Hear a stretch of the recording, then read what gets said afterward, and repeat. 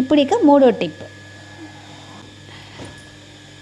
మనము చెప్పుకున్నాం కదా ముందు వీడియోలో నిద్ర లేవడం వాటర్ తాగడం గురించి. సో ఇప్పుడు బ్రేక్ఫాస్ట్ గురించి చెప్తాను. బ్రేక్ఫాస్ట్ మనం నిద్ర లేచిన 3 గంటల లోపు కనుక బ్రేక్ఫాస్ట్ చేయగలిగితే సో మన హెల్త్ అనేది చాలా బాగుంటుంది. మన సెల్స్ అన్నీ బాగా యాక్టివేషన్ అయ్యి మంచిగా గ్రో అవుతాయి.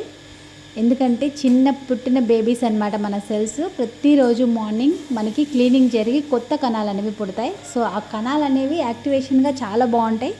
3 గంటల లోపే మనం బ్రేక్ఫాస్ట్ అనేది చేయాలి.